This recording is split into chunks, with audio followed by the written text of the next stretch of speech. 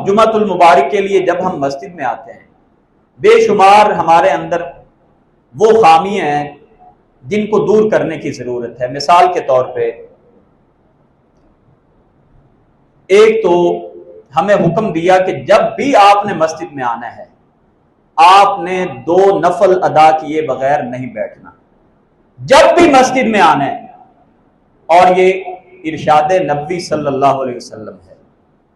और इरशाद नबवी के आगे कोई अहले हदीस, कोई देवबंदी, बरेलवी, सुन्नी, ये बात खत्म हो जाती है। एक सहाबी हैं जिनका नाम था हजरत सुलैक रजी अल्लाह तआला अन्हु। वो मस्जिद में आते हैं, ये जामे तिरमिज़ी शरीफ की रिवायत है।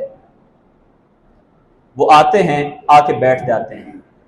अल्लाह के रसूल सल्लल्लाहु अलैहि वसल्लम ने खुतबा रोका और उनसे पूछा, क्या तूने 2 रकअतें पढ़ी हैं?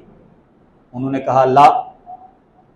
आपने फरमाया कि कुम फरका, खड़े हो के पहले पढ़ो फिर बैठो। वाज़े जनाब रसूलुल्लाह का हुक्म है। और दूसरा हुक्म, ये तो जुमा के बारे में खास है ना, लेकिन एक आम हुक्म है, इज़ा दखलतुमुल मस्जिदा, जब भी मस्जिद में आओ, फला तजलिसू, मत बैठो, हत्ता तुसल्ली रकातैन, जब तक के 2 रकअतें न पढ़ लो। तो खुतबा शुरू होने से पहले आए।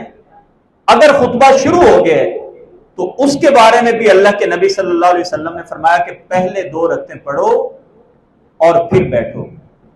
गोया के 2 रकअतें पढ़े बगैर ये नबी पाक सल्लल्लाहु अलैहि वसल्लम के इस हुक्म जो आपने दिया उस सुलैक नामी सहाबी को, उसकी सरीहन खिलाफ वर्जी।